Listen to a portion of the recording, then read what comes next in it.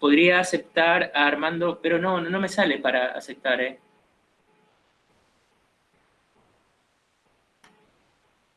Se escucha, buenas tardes, estoy estudiante de arrastre, estoy tratando de ingresar, por favor. Podría aceptar a Armando Montero. No me sale para aceptar a Armando Montero. Bien, ¿quién me podría hablar sobre los artículos que mandé? Ahora sí, ya admití. ¿Quién me podría hablar sobre los artículos que mandé a leer? Si no hay voluntarios, voy por José Fernando Ponce. Vamos, vamos José, le escucho. ¿Cómo están, compañeros? Buenas tardes, profesor, igualmente. De lo leído, pues, se puede percibir lo más importante, lo que entendí, que lo más importante es, ante todo, la demanda, para que empiece un proceso, ¿verdad? La demanda, y una vez presentada la demanda, el juzgador debe de ver si cumple con los requisitos, y si es así, calificarla, y si falta algo, lo manda a completar. En un término prudencial, el demandante debe de completar esta demanda, valga la redundancia, y establecer en ella muchos requisitos que están en el artículo 142, si no me equivoco, como son los más importantes, el lugar de la citación donde se le hará llegar la demanda a la parte demandada, valga la redundancia. Y, y para empezar, eso puedo acotar. Hasta ahí mi intervención, doctor. Bien,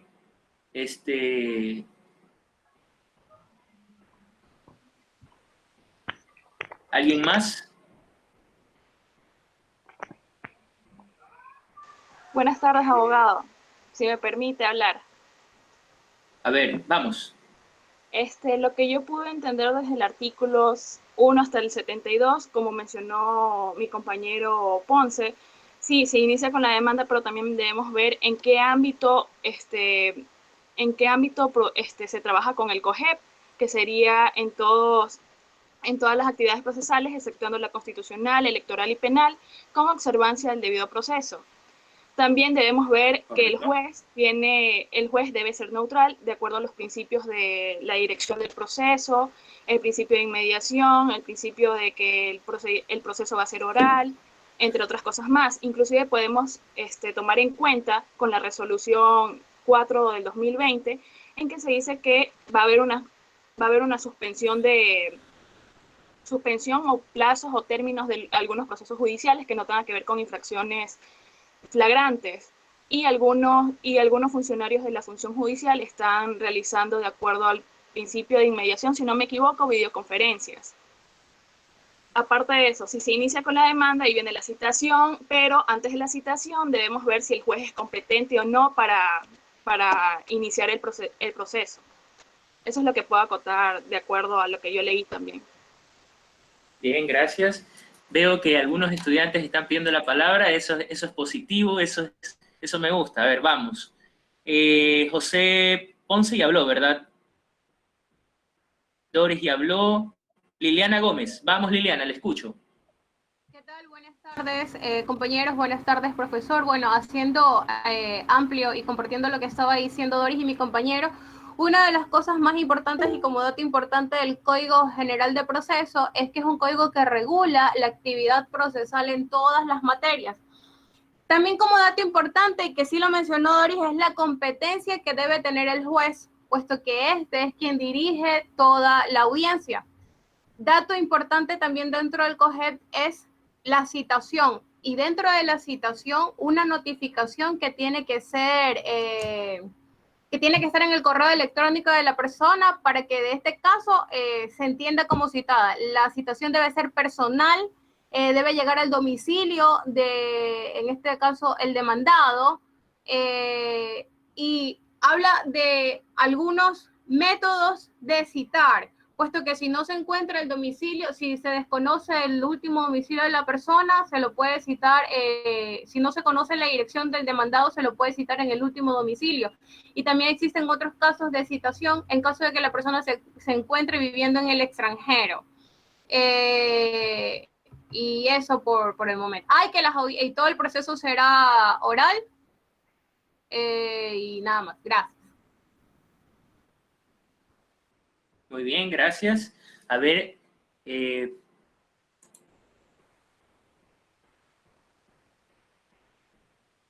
Raúl Álava, lo escucho. Muy buenas tardes, doctor. Raúl Álava le saluda. Básicamente lo que pude leer y comprender, que todo esto se basa en que se lleve siempre en lo que es el debido proceso, en que se encuentren las partes procesales, que el demandado, en este caso, le llegue la notificación usando todos los medios, que por regla general las audiencias son orales, verificar el ámbito de lo que es el territorio sobre la aplicación de la jurisdicción, donde pueden aplicar, digamos en este caso, lo que es sus mandatos dentro del territorio, donde se pone la demanda, las denuncias, etcétera. O sea, básicamente verificar que exista el debido proceso. A ver, Raúl Álava, no sé si fue en esta clase o en la clase de Procedimiento General 2, que dije que una cosa es la demanda en materias no penales y otra cosa es la denuncia en materia penal. Entonces hay que tener mucho cuidado con la terminología que se vaya a utilizar dentro del desarrollo de no solamente de una clase, sino ya en el ejercicio profesional. ¿Estamos, Raúl? Listo, doctor. Listo. Bien, excelente. ¿Alguien más? A ver, déjeme ver. Me pidieron la palabra. A ver, Raúl. Samantha León.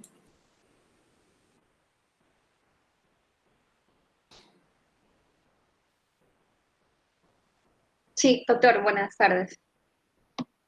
¿Cómo Hola. está? Buenas tardes.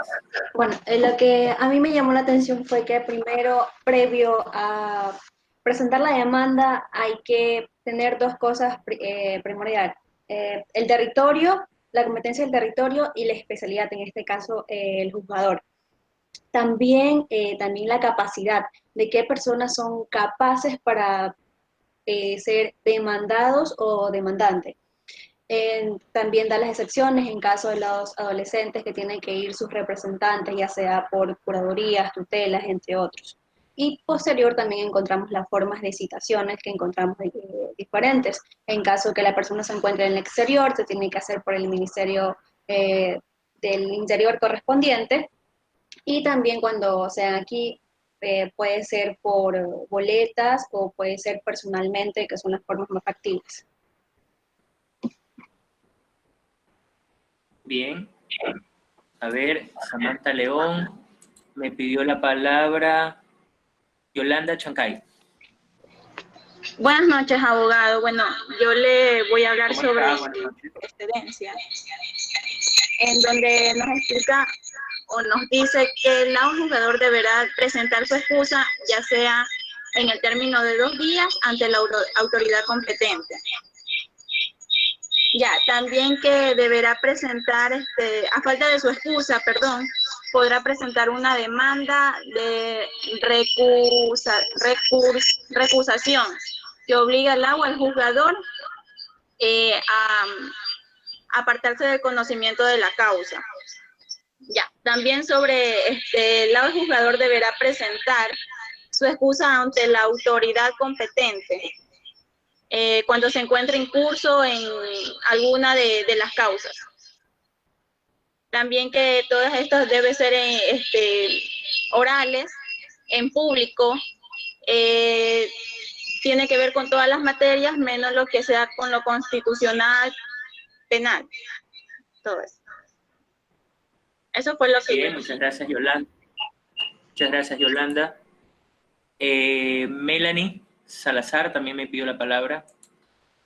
Buenas noches, compañeros. Pues yo les puedo hablar de lo que he entendido, que se entiende por el COGEP, en que es el cuerpo legal que regula el camino a seguir en los diferentes procesos. Ya que es de gran importancia, pues establece los lineamientos a seguir en diferentes procesos, procurando que las partes puedan hacer valer sus derechos con reglas claras y evitar arbitrariedades. Ya. También se dice que el COGEP regula todas las materias, salvo la Constitución, ya que es norma suprema, el COIP y... Ahí se me fue. Y Materias electorales. sí, esta. Ya. Materia electoral. Perdón. Sigue. Allá.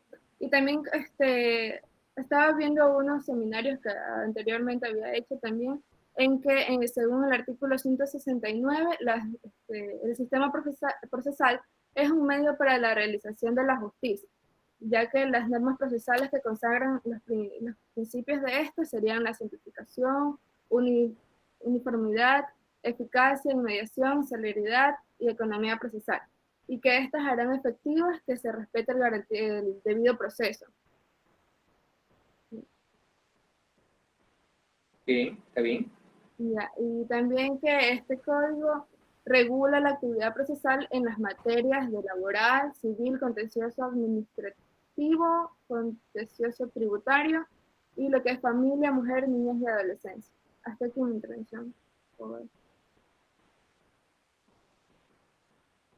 Ya, ok. Melanie Salazar, tenemos, ¿quién más me pidió la palabra? A ver, Iber Wilcapi, tiene la palabra Iber. Doctor, Apaguen la cámara. bien, el Ahora COGEC sí. básicamente nos da las directrices a seguir en lo que compete a la rama procesal. Lo que aún no se ha manifestado es de que no todas las materias están involucradas en el COGEP. Entran todas menos área constitucional, electoral y personal, eso está en el primer artículo. De ahí, del artículo 1 hasta el 76, básicamente lo que establece son, primero, principios, donde son los pilares que sostienen dicho código, el cual luego se podrían considerar las competencias del territorio, que también es algo muy importante de entender qué significan, porque eso es algo importante, entenderlo, tanto como también lo explica de los sujetos procesales y de lo que ocurriría con un adolescente, con la naturaleza, también te dan las directrices y te está estipulado de cómo se manejarían esos procesos. También las notificaciones, las citaciones, cosas de entender. Luego de eso viene lo que es el término, a lo cual es muy diferente al plazo, lo cual un abogado tiene que entender a la hora de la carrera. Entonces, también lo estipula ahí. Y por último, la audiencia, que es en sí cómo se va a ejecutar, cómo vas a intervenir, cómo ingresas una prueba nueva, cómo un tercero puede intervenir, si es que puedes llevar dos procesos diferentes a la vez, que si eres persona natural o eres persona jurídica. Básicamente te da las reglas del juego. Entonces, así lo consideraría, es lo que puedo aportar hasta ahora. Muy bien, Iber. Muy bien. Me pidió la palabra Génesis Santa Cruz. Buenas noches, abogado. Mi intervención me llama mucho la atención sobre los sujetos procesales, en el cual les plantea el sujeto procesal es el que propone la demanda y ante quién se le intenta. En esta parte serían las partes del proceso. La primera se denomina actora y la segunda demandada, en las cuales pueden ser las personas naturales, jurídicas, comunidades, pueblos y nacionalidades o colectivos. Y como cuarto punto, interviene la naturaleza. Entonces, eso lo manifestamos en el artículo 30 del COGEP. Entonces, esa fue la parte en la cual me llamó la atención de los demás artículos, que es una parte muy importante. Bien, me pidió la palabra, gracias, Génesis, Giancarlos Moreira. Giancarlos Moreira. Doctor, buenas tardes. Buenas tardes, compañeros. ¿Cómo está? Referente a lo que leí, es básicamente los lineamientos que tiene el juzgador al momento de realizar una audiencia, exactamente las competencias, cuáles son los que le corresponden.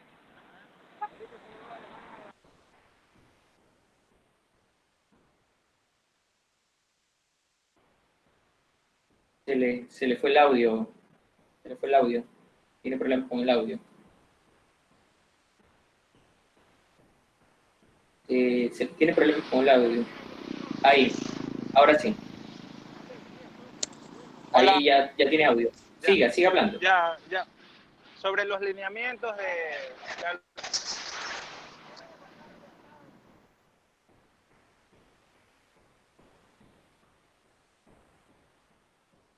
Tiene problemas con el audio. Hagamos Está lo silenciado el siguiente. micrófono. Ajá. El de Moreira está silenciado. Tiene silenciado el micrófono, me dice.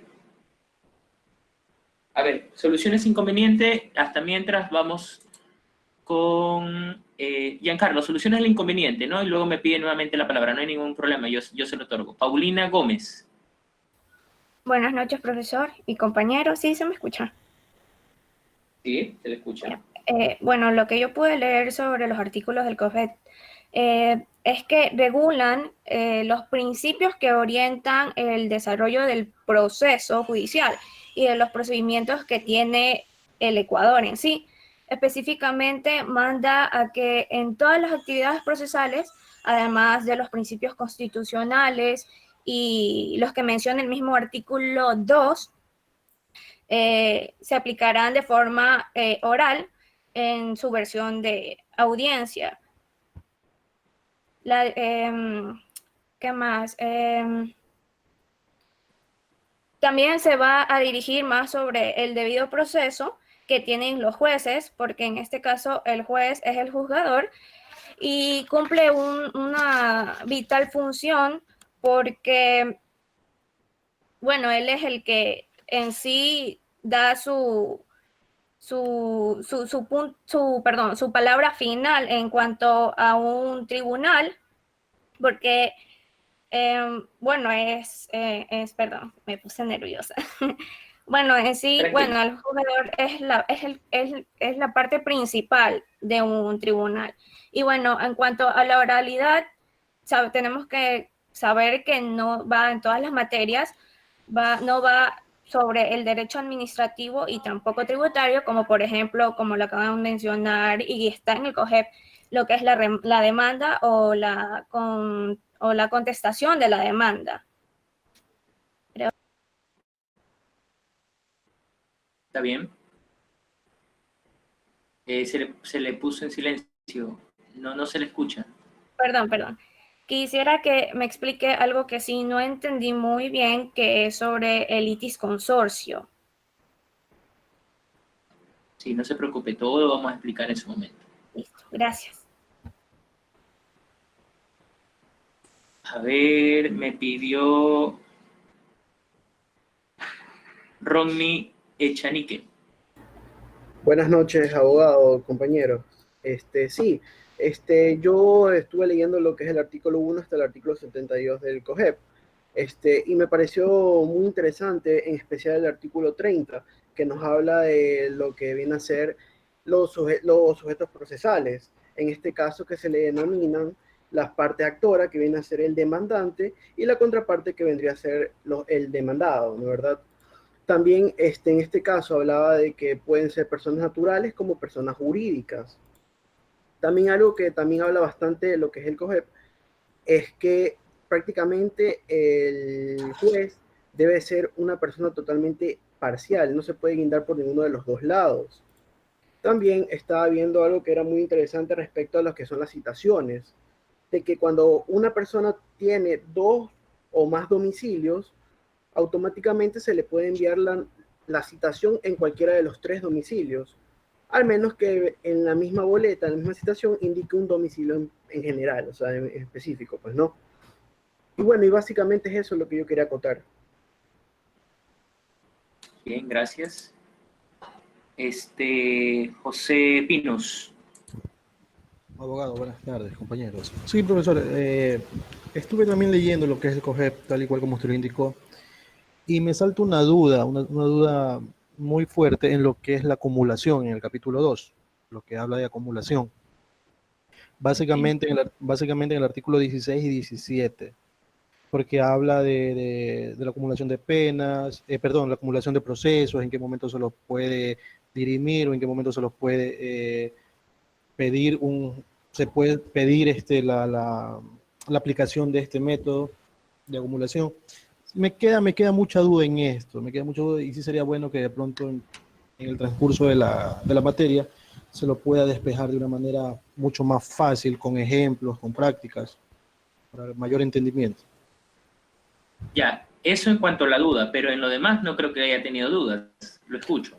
No, en lo demás no, profesor, porque estuve leyendo desde el considerando, donde indican también que el COGEP se aplica para todas las ramas del derecho, con excepciones en lo que es constitucional, con lo que es el COIP, porque eso tiene su propio sistema sancionador.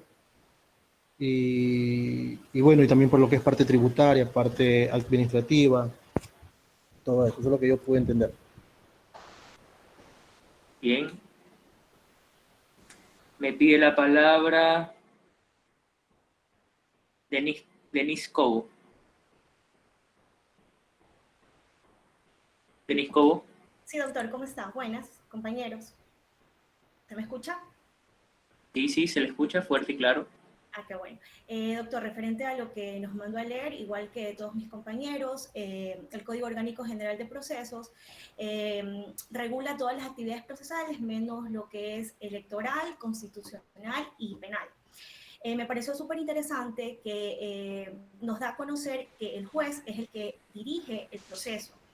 Y también que hay varios principios, entre ellos el de inmediación y el de impulso procesal, que me pareció interesante porque indica que son las partes procesales quienes se encargan de dar, valga la redundancia, el impulso al proceso, pues, ¿no?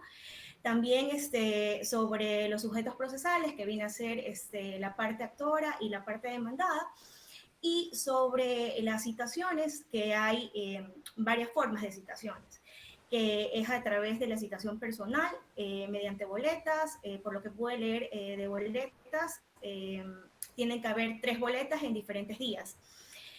También cuando no se puede determinar el domicilio de la persona que se va a demandar, se puede hacer, ¿cómo se llama?, la citación mediante prensa durante 3 días diferentes.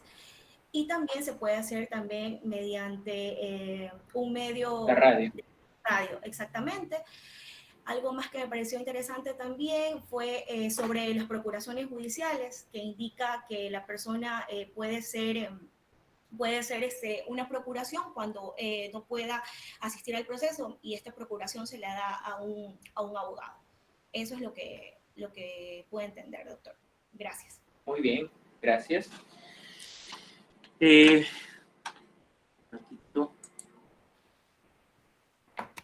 A ver, Giancarlos Moreira, ¿ya pudo hablar su micrófono? Para darle nuevamente la palabra. Giancarlos, ¿se encuentra en clases aún?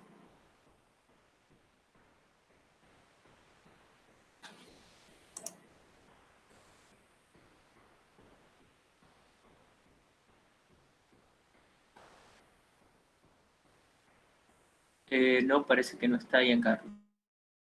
Miren, tenemos que tener en claro que, en efecto, ¿sí me escuchan, verdad? Bien. Tenemos que tener en claro que el Código Orgánico General de Procesos es una normativa que rige en todas las materias no penales, excepto en 3. La constitucional, la penal y la electoral.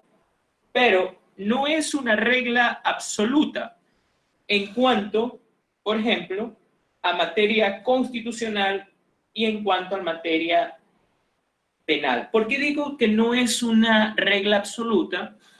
Porque si nos vamos a esta Ley Orgánica de Garantías Jurisdiccionales, en una de sus disposiciones dice, en lo no previsto en este cuerpo legal, se aplicará de manera supletoria lo previsto en el Código de Procedimiento Civil. Y el Código Orgánico General de Procesos dice, en todo lo que diga Código Procedimiento Civil, se entenderá que dice Código Orgánico General de Procesos. De tal manera que si bien la ley utiliza la palabra supletorio, ¿verdad? Lo que debió haber utilizado como una normativa, como una palabra correcta, no es que sea supletorio, sino subsidiario.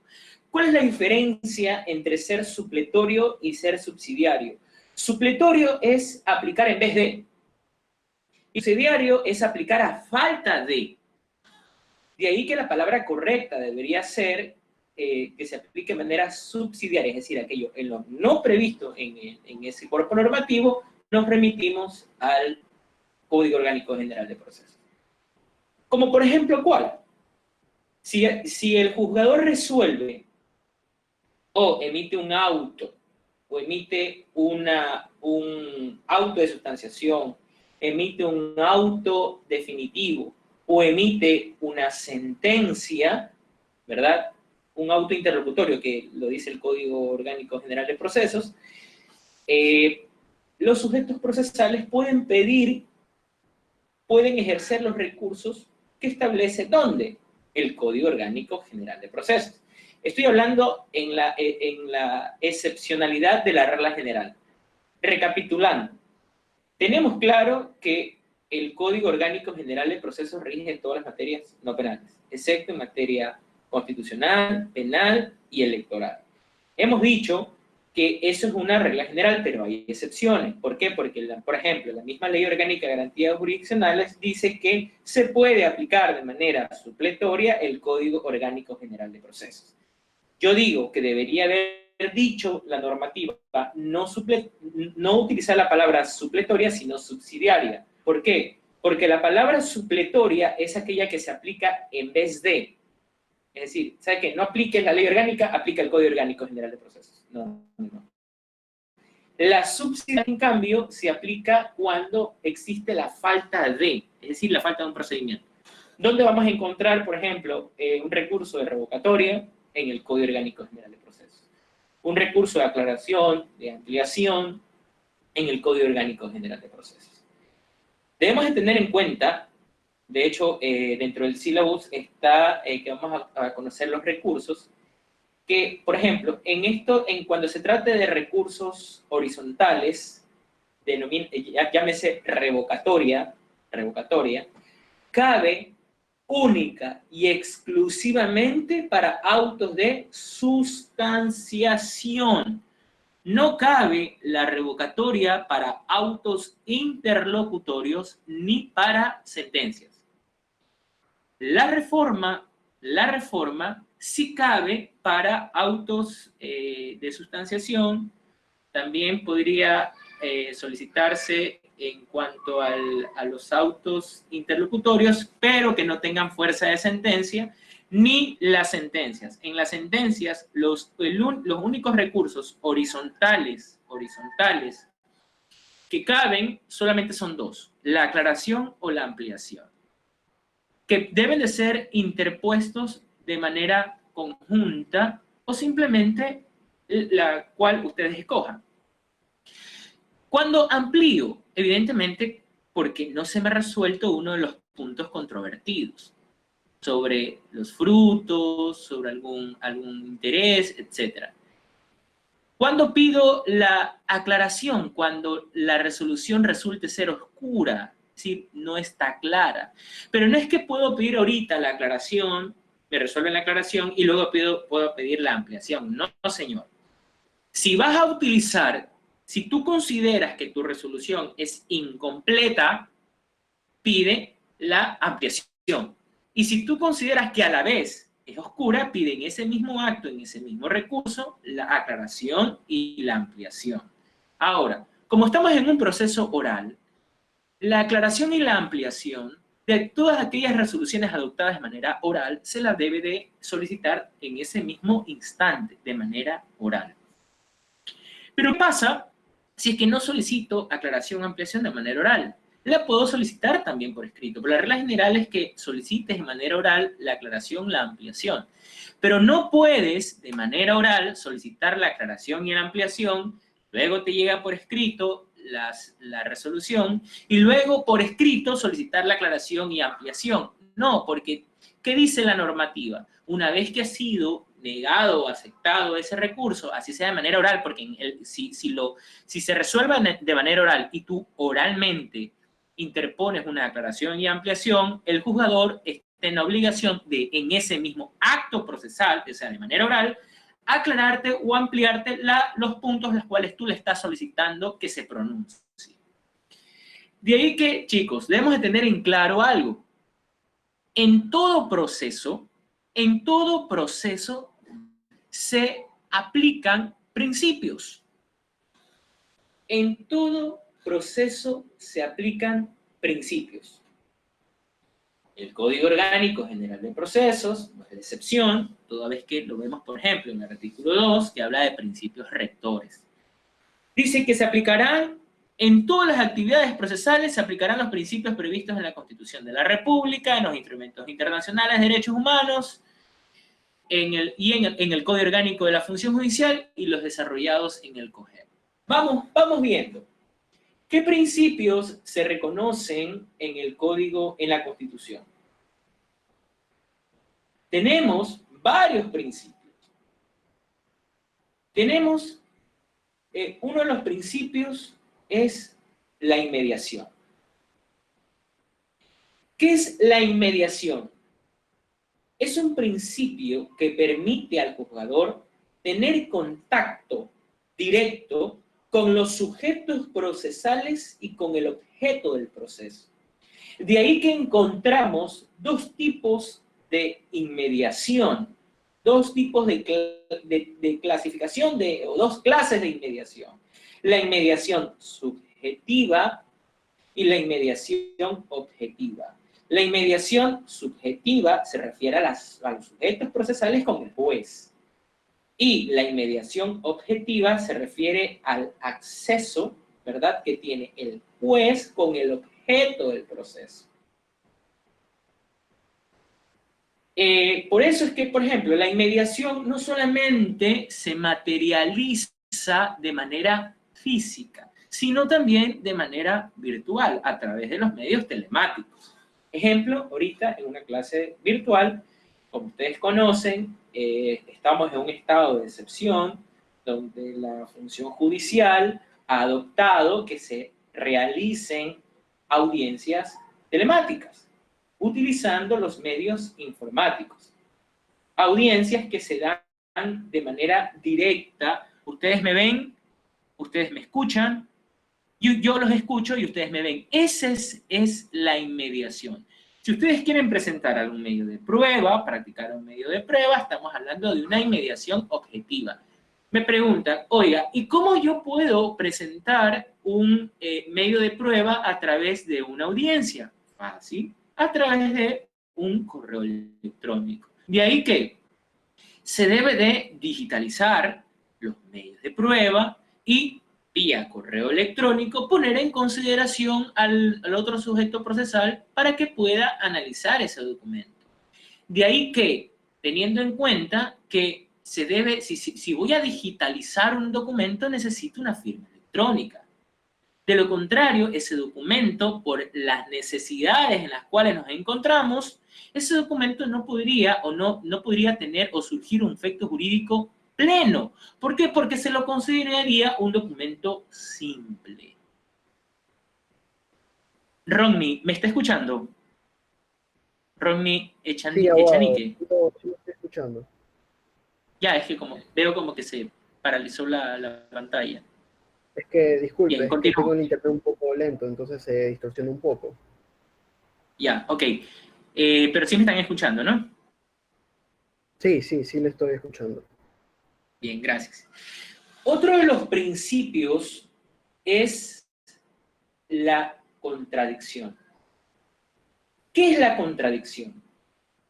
La contradicción es el acto por el cual permite a la otra parte, a la contraparte, refutar los argumentos, los medios de prueba que presenta la otra parte. ¿Cómo se materializa la contradicción? Tenemos un ejemplo. En una audiencia donde va un testigo a rendir testimonio, va una persona a rendir testimonio, ¿verdad? Quien interroga al testigo es quien solicita su comparecencia. Y quien contrainterroga al testigo es la otra parte. Entonces, cuando contrainterroga a la otra parte, estamos verificando que en efecto está ejerciendo la contradicción. A la vez de que yo ejerzo la contradicción, tenemos un derecho denominado el derecho a la defensa. ¿Qué es el derecho a la defensa? Es la posibilidad, es el deber jurídico que tenemos todos los sujetos procesales, o mejor dicho, que tienen los sujetos procesales, a ser escuchados, a presentar pruebas, a refutar, a contradecir, a estar enterados de lo que la otra parte pretende en contra mía. De ahí la importancia, por ejemplo, de la citación. De ahí la importancia, por ejemplo, de la notificación. Que son dos instituciones que, si bien garantizan esta serie de derechos, estamos hablando del derecho a la defensa, a la contradicción, a la inmediación, permiten, claro, la diferencia sustancial entre la citación y la notificación, que la citación constituye en parte procesal a la otra parte. Y le permite, entre otras cosas, ¿verdad?, comparecer al proceso. El demandado comparece al proceso, ¿cómo? A través de una contestación a la demanda. También puede comparecer al proceso, además de una contestación, en esa misma contestación a la demanda, puede presentar una reconvención. ¿Qué es la reconvención? La reconvención es una acción que se presenta frente a otra acción. Es lo que se denomina la contrademanda. También quien presenta, ante quien se presenta la reconvención, puede contestar esa reconvención. Es decir, tenemos actor y demandado. Ese demandado puede también interponer una reconvención y el actor pasa a ser en esa reconvención demandado. Entonces tenemos un cruce, tenemos